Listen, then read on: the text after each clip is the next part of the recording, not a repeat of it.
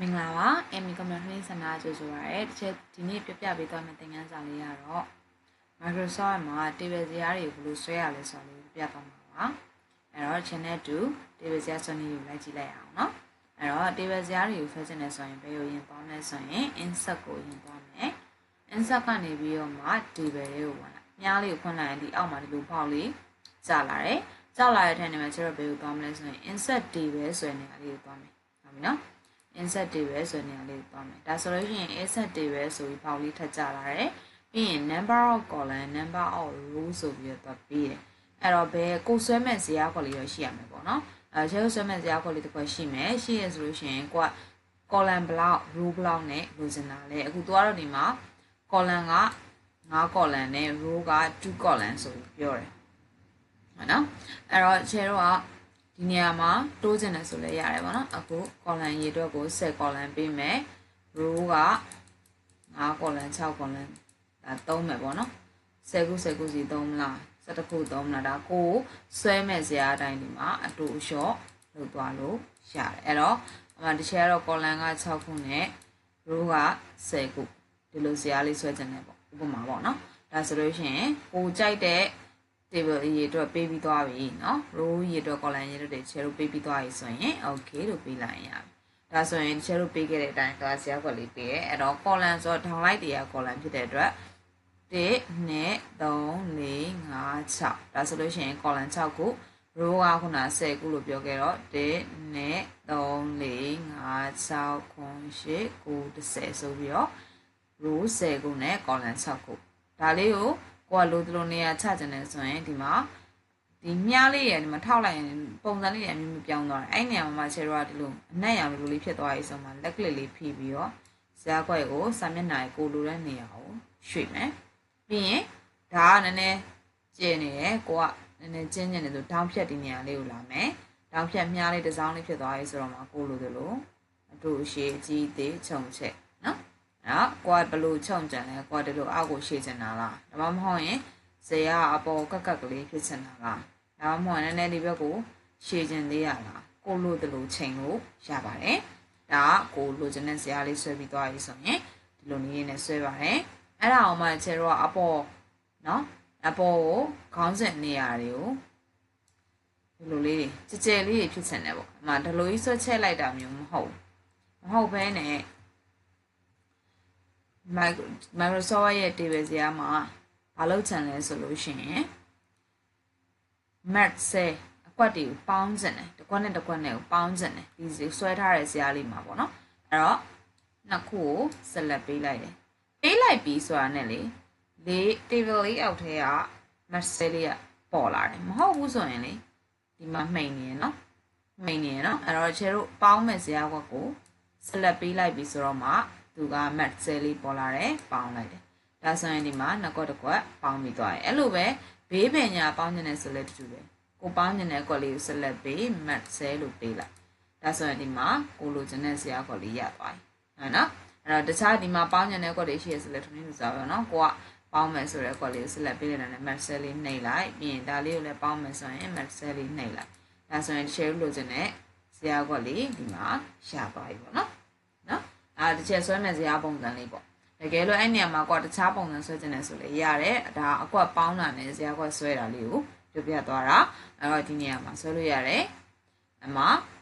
အခုဒီဇာတ်ကိုအခုဒီပုံစံတူဇာတ်လေးပဲအောက်မှာတစ်ခုလိုချင်တဲ့တစ်ချက်ရေးပွားခြင်းနဲ့ဟိဆိုရင်လည်းရတယ်အခုဒီနေရာလေးမှာလက်ကလစ်လေးဆက်နှိပ်လိုက် select လေးဖြစ်သွားတော့မှ keyboard ကနေ control aura left click ဆိုပြီးတော့ဇာတ်ကိုပုံစံတူလေးပွားချလိုက်ဒါဆိုရင်တမျက်နှာတိုင်းမှာပုံစံလိုဇာတ်လေးနှစ်ခုရှာသွားပြီနော်အဲ့တော့ဇာတ်ပြသွားတာဇာတ်ဆွဲနည်းလေးအသေးစိတ်လေးပြသွားတာပေါ့ဒီထက်ပိုပြီးဒီလေးကြားတဲ့ဟာလေးလည်းရှိသေးတယ်ဒီထက်ပိုပြီးဒီလေးကြားတဲ့ဟာလေးသိစင်နေဆိုလို့ရှိရင်ဒီဗီဒီယိုရဲ့ comment box ဒါမှမဟုတ်ရင်ဒီဗီဒီယိုလေး screenshot ရိုက်ပြီးတော့ please စီပေါ့နော်ဇာတ်ရဲ့ messenger ဒါမှမဟုတ်ရင် TikTok ရဲ့ chat box မှာလာပြီးတော့ဒီထက်ပိုပြီးအသေးစိတ်ကြားတာလေးတွေကိုမေးလို့ရပါတယ်ဒါချဲကတော့ဥပမာလေးပြပေးသွားတာဖြစ်တဲ့အတွက်ဒီထက်ပိုစုံခြင်းနဲ့ဒီထက်ပိုပြီးတော့လေ့လာခြင်းနဲ့ဆိုလို့ရှိရင်တော့ Microsoft table ဇာတ်ဆွဲနည်းလေးကိုဒီချက်ပေါက်မှာလာပြီးတော့အသေးစိတ်မေးမြန်းလို့ရပါတယ်ဒီချက်ကတော့ဒါ Microsoft မှာ table ဇာတ်ဆွဲတာတွေအကွက်တွေပေါင်းတာတွေဘယ်လိုပေါင်းလဲရယ်ဘယ်လိုဆွဲလဲရယ်ပြီးရင် table ဇာတ်တစ်ခုပုံစံတူ table ဇာတ်တွေဘယ်လိုပွားလို့ရလဲဆိုတာလေးပြသွားတာပါမင်္ဂလာပါ Amy Community စနာကြိုဆိုပါရစေတစ်ချက်ဒီနေ့ပြပေးသွားမယ့်သင်ခန်းစာလေးကတော့ Microsoft မှာ table ဇာတ်တွေဘယ်လိုဆွဲရလဲဆိုတာလေးပြသွားမှာပါအဲ့တော့ channel 2 table ဇာတ်ဆွဲနည်းကိုလိုက်ကြည့်လိုက်အောင်နော်အဲ့တော့ table ဇာတ်တွေကိုဆွဲချင်တယ်ဆိုရင်ဘယ်လိုရင်ပေါင်းလဲဆိုရင် insert ကိုရင်ပေါင်းမယ်insert ကနေပြီးတော့မှ table လေးကိုဝင်လာမြားလေးကိုဖွင့်လိုက်ရင်ဒီအောက်မှာဒီလိုပေါက်လေးကျလာတယ်ကျလာတဲ့ထဲမှာကျတော့ဘယ်ကိုသွားမလဲဆိုရင် insert table ဆိုတဲ့နေရာလေးကိုသွားမယ်ဟုတ်ပြီနော် insert table ဆိုတဲ့နေရာလေးကိုသွားမယ်ဒါဆိုလို့ရှိရင် insert table ဆိုပြီးပေါက်လေးထပ်ကျလာတယ်ပြီးရင် number of column number of row ဆိုပြီးတော့ပြီးတယ်အဲ့တော့ဘယ်ကိုဆွဲမဲ့ဇာတ်ခေါ်လေးရရှိရမယ်ပေါ့နော်ကျဲဆွဲမဲ့ဇာတ်ခေါ်လေးတစ်ခွက်ရှိမယ်ရှိရဆိုလို့ရှိရင်ကိုက column block row block နဲ့လိုချင်တာလေအခုတော့ဒီမှာcolumn က9 column နဲ့ row က2 column ဆိုပြီးပြောတယ်ဟုတ်နော်အဲ့တော့ခြေတော့ဒီနေရာမှာတိုးချင်တယ်ဆိုလည်းရတယ်ပေါ့နော်အခု column ရေအတွက်ကို10 column ပေးမယ် row က9 column 6 column ဒါသုံးမယ်ပေါ့နော်10ခု10ခုစီသုံးမလား17ခုသုံးမလားဒါကိုဆွဲမဲ့ဇာတ်အတိုင်းဒီမှာအတူအလျှော့လုပ်သွားလို့ရတယ်အဲ့တော့အမှတစ်ချက်ကတော့ column က6ခုနဲ့ row က10ခုဒီလိုဇာတ်လေးဆွဲချင်တယ်ပေါ့ဥပမာပေါ့နော်ဒါဆိုလို့ရှိရင်ကိုကြိုက်တဲ့ table ရေအတွက်ပေးပြီးသွားပြီเนาะ row ရေအတွက် column ရေအတွက်တွေချဲလို့ပေးပြီးသွားပြီဆိုရင် okay လို့ပေးလိုက်ရပြီဒါဆိုရင်ချဲလို့ပေးခဲ့တဲ့အတိုင်းသွားဇာတ်ကွက်လေးပေးရဲအဲ့တော့ column ဆိုတော့ downlight တွေက column ဖြစ်တဲ့အတွက်1 2 3 4 5 6ဒါဆိုလို့ရှိရင် column 6ခု row ကခုန10ခုလို့ပြောခဲ့တော့1 2 3 4 5 6 9 10ဆိုပြီးတော့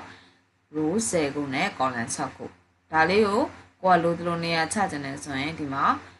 ဒီမြားလေးရဒီမှာထောက်လိုက်ရင်ပုံစံလေးရအမျိုးမျိုးပြောင်းသွားတယ်အဲ့နေရာမှာချေတော့ဒီလိုအနက်ရောင်လိုလေးဖြစ်သွားပြီဆိုမှလက်ကလစ်လေးဖိပြီးတော့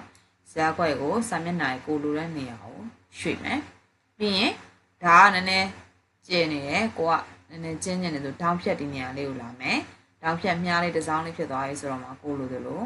အတူရှည်အကြီးသေးခြုံချက်နော်အဲ့ကိုကဘလို့ခြုံကြံလဲကိုကဒီလိုအောက်ကိုရှည်ချင်တာလားဒါမှမဟုတ်ရင်ဇေယျအပေါ်ကက်ကလေးဖြစ်ချင်တာလားဒါမှမဟုတ်နည်းနည်းဒီဘက်ကိုရှည်ချင်သေးရလားကိုလိုတလို့ချိန်လို့ရပါတယ်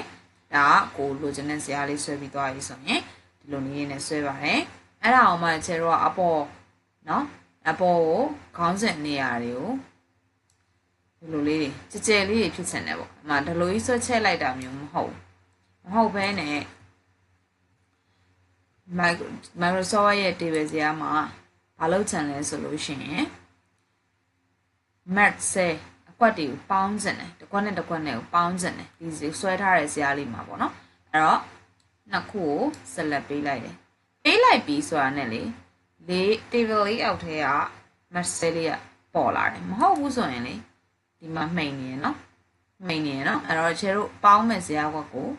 select ပေးလိုက်ပြီးဆိုတော့မှသူက match လေးပေါ်လာတယ်ပေါင်းလိုက်တယ်ဒါဆိုရင်ဒီမှာနှစ်ကွက်တစ်ကွက်ပေါင်းပြီးသွားတယ်အဲ့လိုပဲဘေးပင်ညာပေါင်းနေတယ်ဆိုလဲတူတူပဲကိုပေါင်းနေတဲ့ကွက်လေးကို select ပေး match လို့ပေးလိုက်ဒါဆိုရင်ဒီမှာကိုလိုချင်တဲ့ဇာတ်ကွက်လေးရသွားပြီဟုတ်နော်အဲ့တော့တခြားဒီမှာပေါင်းနေတဲ့ကွက်တွေရှိရဆိုလဲထမင်းလူစားပဲနော်ကိုကပေါင်းမယ်ဆိုတဲ့ကွက်လေးကို select ပေးလိုက်တယ် match လေးနှိပ်လိုက်ပြီးရင်ဒါလေးကိုလည်းပေါင်းမယ်ဆိုရင် match လေးနှိပ်လိုက်ဒါဆိုရင် share လိုချင်တဲ့ဇာတ်ကွက်လေးဒီမှာရသွားပြီပေါ့နော်တစ်ချက်ဆွဲမဲ့ဇာတ်ပုံစံလေးပေါ့တကယ်လို့အဲ့နေရာမှာကွာတခြားပုံစံဆွဲချင်တယ်ဆိုလေရတယ်ဒါအကွက်ပေါင်းတာနဲ့ဇာတ်ကွက်ဆွဲတာလေးကိုပြပြသွားတာအဲ့တော့ဒီနေရာမှာဆွဲလို့ရတယ်အမှအခုဒီဇာတ်ကိုအခုဒီပုံစံတူဇာတ်လေးပဲအောက်မှာတစ်ခုလိုချင်တဲ့တစ်ချက်ရေးပွားချင်တဲ့ဟိဆိုရင်လည်းရတယ်အခုဒီနေရာလေးမှာလက်ကလစ်လေးဆက်နှိပ်လိုက် select လေးဖြစ်သွားတော့မှ keyboard ကနေ control aura left click ဆိုပြီးတော့ဇာတ်ကိုပုံစံတူလေးပွားချလိုက်ဒါဆိုရင်တမျက်နှာလေးမှာပုံစံတူဇာတ်လေးနှစ်ခုရှာသွားပြီနော်အဲ့တော့ဇာတ်ပြသွားတာဇာတ်ဆွဲနည်းလေးအေးစိတ်လေးပြသွားတာပေါ့ဒီထက်ပိုပြီးဒီလေးကြားတဲ့ဟာလေးလည်းရှိသေးတယ်ဒီထက်ပိုပြီးဒီလေးကြားတဲ့ဟာလေးသိစင်နေဆိုလို့ရှိရင်ဒီဗီဒီယိုရဲ့ comment box ဒါမှမဟုတ်ရင်ဒီဗီဒီယိုလေး screenshot ရိုက်ပြီးတော့ဖြစ်စီပေါ့နော်ဇာတ်ရဲ့